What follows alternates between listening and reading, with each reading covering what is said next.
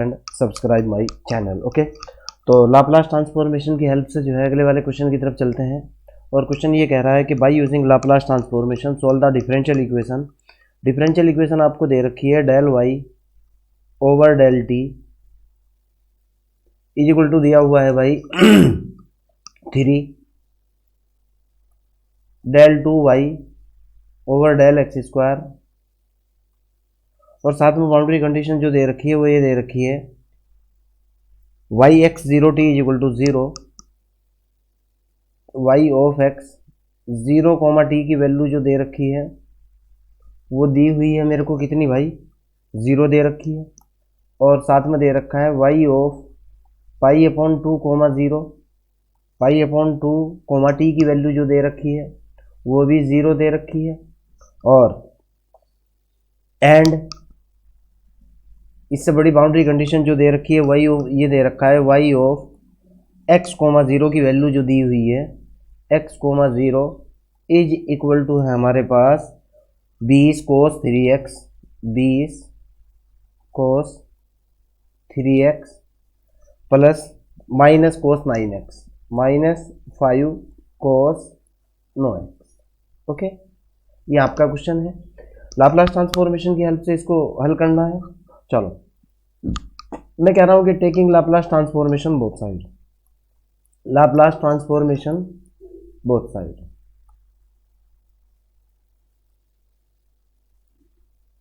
जैसे मैं दोनों तरफ लाप्लास ट्रांसफॉर्मेशन लूंगा ये होगा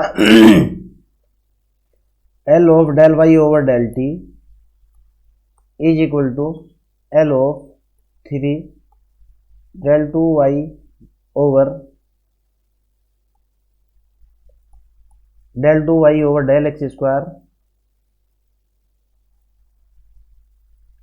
over del x square. Clear है ना? हमारे पास फार्मूला होता है L of del y over del t का जो फार्मूला होता है वो होता है कितना भाई, p y bar x p, p y bar x comma p minus y of x comma zero. Okay, ये तो फार्मूला इसका होता है। और L of del 2y over del x square, इसका जो फार्मूला होता है वो ये डायरेक्ट डी के अंदर कन्वर्ट होता है, d2y over d x square के अंदर कन्वर्ट होता है। ठीक है ना? तो यहाँ तक मेरे ख्याल से किसी भी तरह की कोई भी आपत्ति आपको नहीं आनी चाहिए। मैंने दोनों की दोनों वैल्यू इस इक्वेशन नंबर 1 के अंदर पुट की। मैं कह रहा हूँ putting in first, putting in above equation. Okay, ऊपर वाली इक्वेशन के अंदर मैंने वैल्यू डाली और वैल्यू डालने के बाद मेरे पास निकला p y bar x comma p minus y of x comma zero is equal to 3 into d2y over d x square. Clear है ना? यहाँ तक कोई आपत्ति किसी भी तरह की मेरे ख्याल से तो नहीं होनी चाहिए। मैंने इसके ऊपर बाउंड्री कंडीशन अप्लाई करी, बट बाउंड्री कंडीशन मेरी ये है y of x comma zero, y of x comma zero की वैल्यू है कितनी, ये दे रखी है 20 cos 3x minus 5 cos 9x, ये दे रखी है ना। मैं इस बाउंड्री कंडीशन का यूज़ यहाँ करूँगा। जैसे मैं बाउंड्री कंडीशन का यूज़ करूँगा और बाउंड्री कंडीशन का यूज़ करते ही मेरे पास ये निकल करके आएगा भाई d2y बार। अगले पेज पर कर रहा हूँ मैं इसका यूज़, यहाँ प्रॉब्लम हो जाएगी वरना। तो मेरे पास इक्वेशन जो निकल करके आएगी बेटा वो ये निकलेगी 3 into d2y over d x square, 3 into d2y over d x square minus p y p y bar. Clear है ना? इज इक्वल टू हो जाएगा माइनस के 20 और 20 होने के साथ साथ ही हो जाएगा कोस कितने एक्स है, 3x है, और उसके अलावा जो है प्लस के 5 कोस 9x है, कोस नो एक्स। यहाँ तक कोई आपत्ति नहीं होनी चाहिए। इस इक्वेशन की मैंने एक्सिलरी इक्वेशन बनाई, सो दैट एक्सिलरी इक्वेशन जो है मेरे पास जो निकल करके आई एक्सिलरी इक्वेशन बनी मेरे पास कितना, थोड़ा सा इसको रिसर्च करना चाहिए था मेरे को। चलो ये हो जाएगा बाई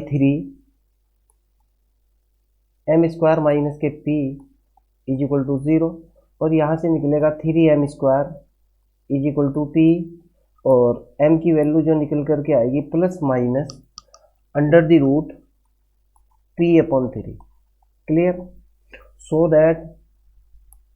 दैट कॉम्प्लीमेंट्री फंक्शन जो होगा CF इज इक्वल टू हो जाएगा बेटा C1 e to the power under the root p/3 plus C2 e to the power minus under the root p/3। यहाँ तक आपको कोई दिक्कत नहीं होनी चाहिए। सपोज दैट ये इक्वेशन ए है।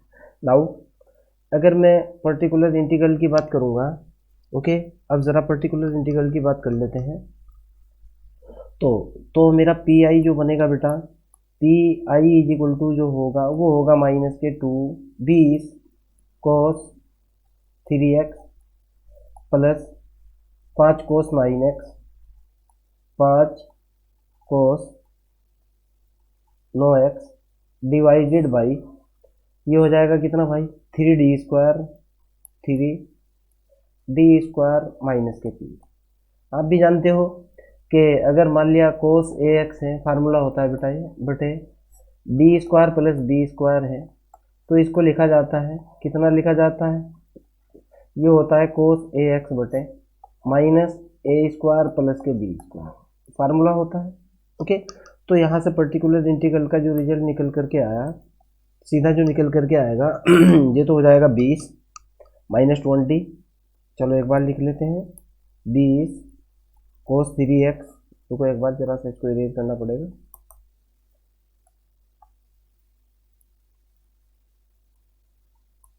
बीस cos 3x डिवाइडेड बाई ये निकल करके आया मेरे पास 3 3 9 3 27। देखो आप 3 इंटू 3 का स्क्वायर माइनस के साथ और माइनस के पी। ओके, और उससे अगले वाला जो बना बेटा cos 5x के साथ प्लस ये हो गया 5 cos 9x cos 9x divided by same है, ये तो नीचे वाला तो सेम है, ये होगा माइनस के 3 इंटू डी की जगह डाला मैंने 9 का स्क्वायर, 9 ना भी कैसी होगा ना। ओके, और माइनस के पी। क्लियर? चलो तो अगले स्टेप के अंदर मैं पी आई सेट करता हूँ तो मेरा जो पी आई बना फाइनली वो बेटा बनेगा 20 बटे 27 प्लस के पी 27 प्लस के पी, और यहाँ हो जाएगा cos कितने x होगा 3x, उसके जस्ट बाद होगा माइनस 5 अपॉन ये होगा मेरे पास 243 प्लस के पी। थोड़ा सा इसको सही करके लिखना पड़ेगा, एक मिनट को आप, ये 243 वरना दिक्कत खड़ी कर देगा आपको। ये होगा 243 प्लस के कितना भाई, प्लस के पी, और ऊपर होगा कितना cos 9x। Okay, now general solution जो होता है मेरे पास, नाउ जनरल सॉल्यूशन वो होता है complementary function plus particular integral P I. तो वाई बार की जो वैल्यू निकल करके आई जनरल सॉल्यूशन में तो वाई है, सी एफ और पी आई जब मैं दोनों को ऐड करूँगा, सी एफ मैंने पहले से ही लिखा हुआ है, ये है C1 e to the power under the root p/3 plus C2 e to the power minus under the root ये है p/3 प्लस ये हो जाएगा 20 cos 3x बटे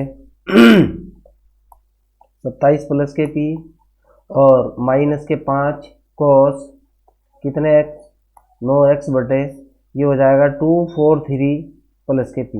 ओके, अब ज़रा बाउंड्री कंडीशन का मैं यूज़ करने की कोशिश करूँगा और उसको देखते हैं कि बाउंड्री कंडीशन क्या है। ओके, चलो यहाँ बाउंड्री कंडीशन लिखूँगा मैं। सबसे पहले दे रखा है मेरे को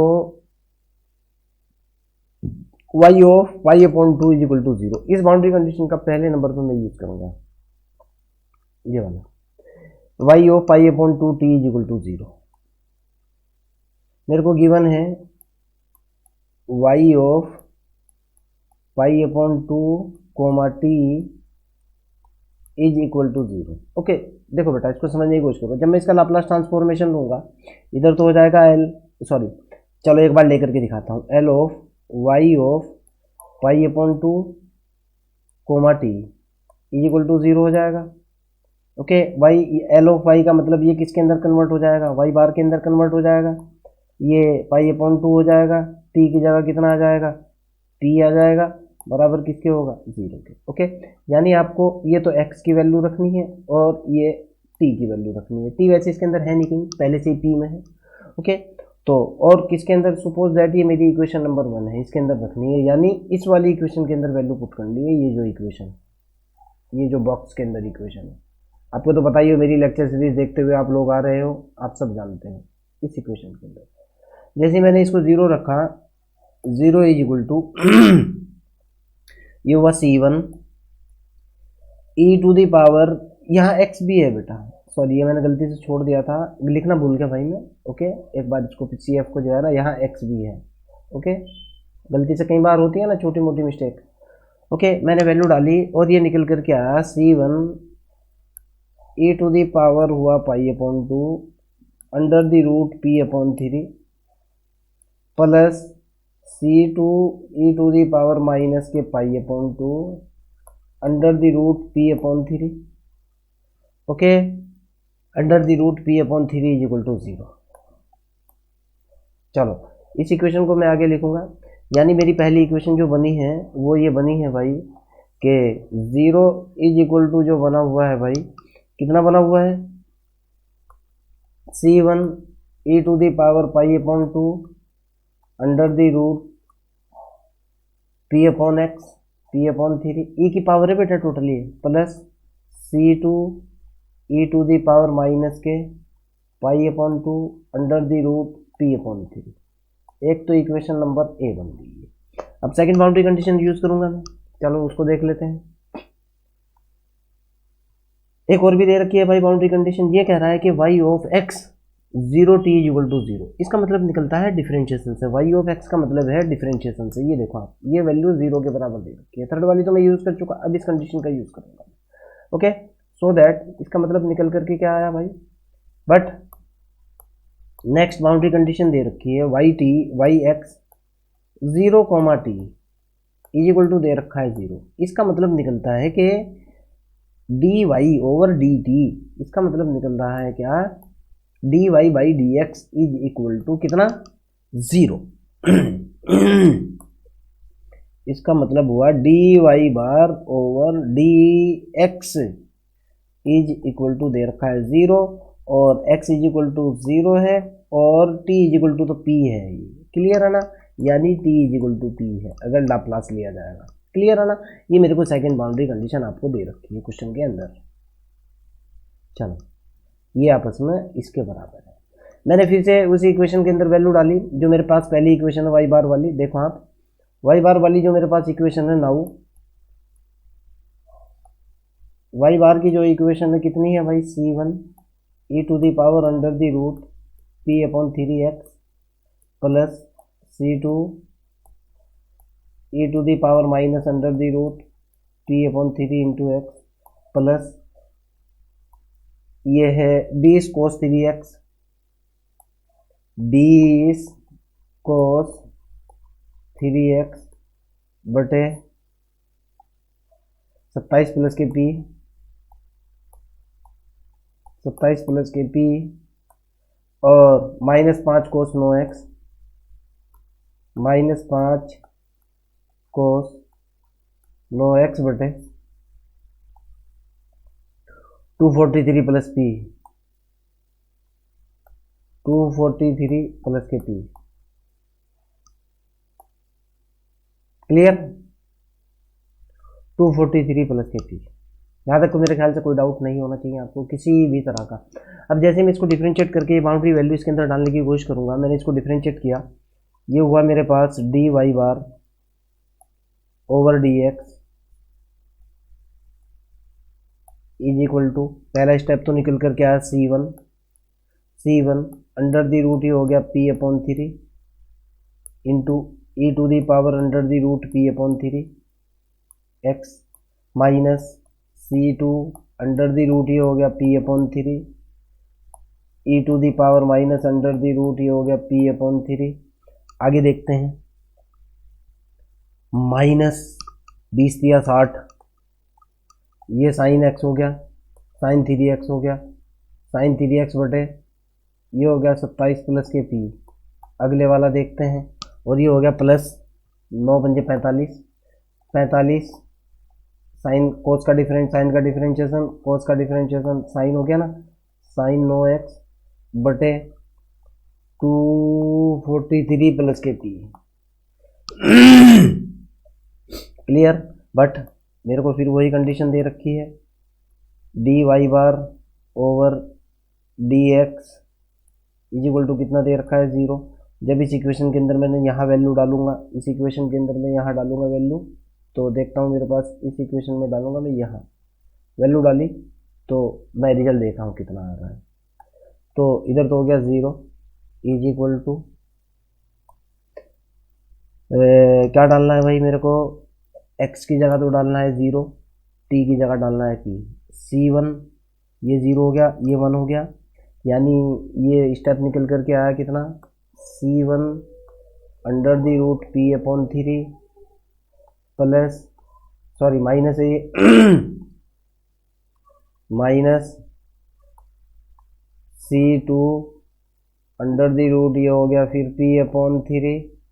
ओके, ये दोनों के दोनों P/3 हो गए, प्लस अगले वाला स्टेप देखते हैं, 0 पर देखो, यहाँ पे x की वैल्यू कितनी डालनी है मेरे को, x इज इक्वल टू 0 डालना है, साफ साफ लिखा हुआ है, x इज इक्वल टू 0 में यहाँ डालूंगा, साइन 0 की value 0, x is equal to 0 यहाँ डालूंगा, ये भी सारा 0 प्लस के 0 प्लस के 0। ओके, तो मेरे पास दो इक्वेशन बनी, 0 इज इक्वल टू निकला C1 under the root P/3 minus C2 under the root P/3।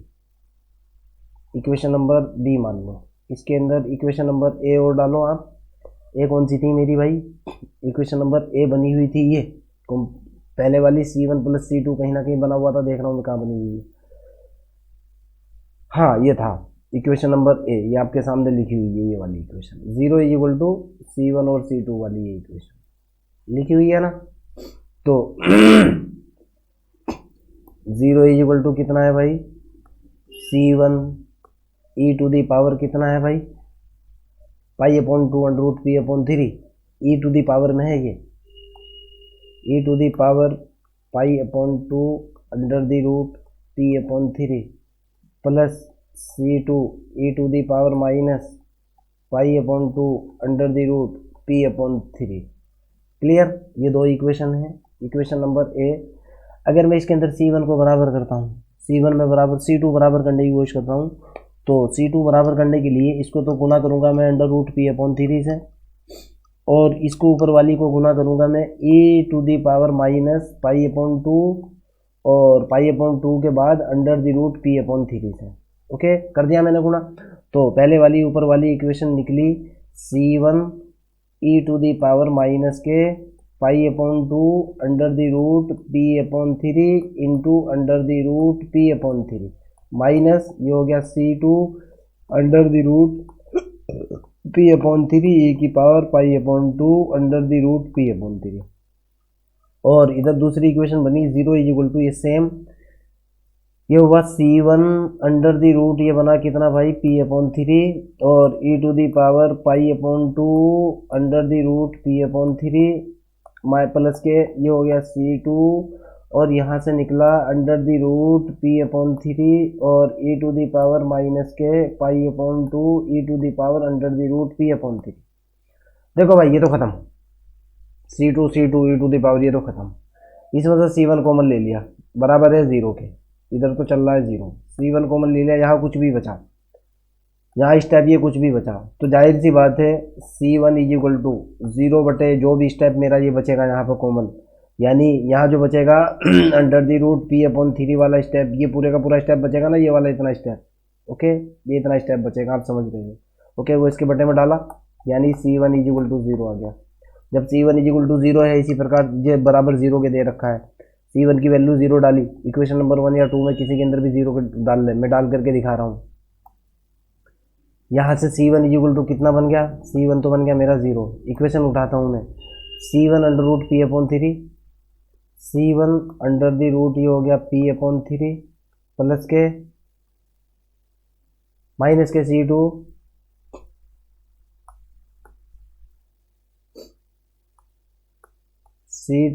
Under the root P upon three is equal to 0 है। C1 की वैल्यू यहाँ 0 डाल दी, 0 minus k C2 under the root P upon three हो गया। Okay, बराबर 0 के, तो जाहिर सी बात है C2 is equal to 0। C1 और C2 दोनों के दोनों 0। ओके, अब अपना y की वैल्यू देखता हूँ। y मेरे पास क्या था, ये मेरी इक्वेशन थी, इसके अंदर से C1 खत्म हो चुका, C2 खत्म हो चुका, दोनों के दोनों 0 हो चुकी।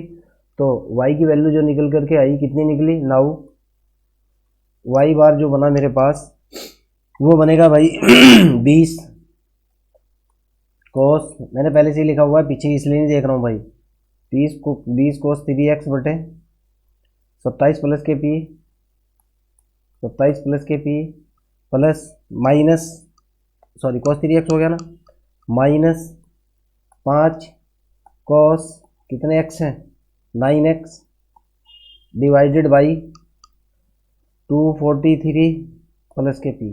देख लो मैंने वैल्यू कहाँ डाली है, कभी फिर आप ये कहो सर क्या कर दिया है आपने, यहाँ वैल्यू डाली है, ये तो C1 और C2 की वैल्यू डाल करके तो 0 हो जाएगी। इस इक्वेशन के अंदर वैल्यू डाली है मैंने भाई, इक्वेशन नंबर 1 के अंदर। एक स्टेप मेरा ये बचेगा, दो अलग लाइन से लिख लेता हूँ, एक स्टेप तो बचेगा मेरा ये स्टेप बचेगा, और एक स्टेप बचेगा मेरा ये, तो C1 और C2 0 हो जाएंगे, ये C1 खत्म और ये भी खत्म। आपको समझ आ रही होगी बात मेरी। ओके, तो यहाँ से मैं आगे की तरफ चलता हूँ और अपना रिजल्ट देखने की कोशिश करता हूँ। अब जैसे ही मैं इसका इन्वर्स लाप्लास लूँगा, मैंने करा L इन्वर्स बोथ साइड ले लिया, तो ये हो गया L inverse L of y is equal to, यहाँ हो गया L इन्वर्स, ये हो गया 20 कोस 3x बटे 27 plus k p minus 5 L inverse, और ये हो गया कोस 9x बटे 243 प्लस के पी, आपके सामने है ना। तो यहाँ से अगला स्टेप जो निकल करके आया, कितना बना भाई, y बार की जो वैल्यू, यानी इधर तो y हो चुका, y इज इक्वल टू कितना निकला, देखो फार्मूला लगाते ही 20 e की पावर माइनस के कितने t होगा, माइनस 27t, और कोस कितना होगा, कोस 3x, पहले वाले का तो ये बन जाएगा। देखो ना भाई, आप इसका लाप्लास ट्रांसफॉर्मेशन देखो, e की पावर t में जाएगा ना, p का ही तो t में कन्वर्ट करते हैं, तो cos 3x तो जो का तो रहेगा ये, और इसका कितना होगा भाई, e की पावर माइनस 243, अगले वाला होगा plus e to the power minus k 5 e to the power minus 243t cos 9x। Clear, this is your final solution. आपका कोई डाउट हो, कोई प्रॉब्लम हो किसी भी तरह का, you can directly ask me. एक बात और भी है बच्चों, लाप्लास ट्रांसफॉर्मेशन आज कंप्लीट हो चुका है, अब एप्लीकेशन ऑफ लाप्लास ट्रांसफॉर्मेशन की मैं बात करूंगा। Okay, application of Laplace transformation में जो मैकेनिक्स वाला पोर्शन है उसकी मैं बात करूंगा।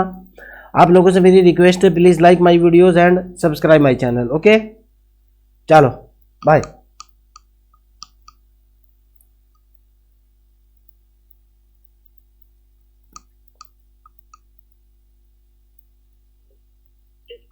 regarding one-line MBA course. So what is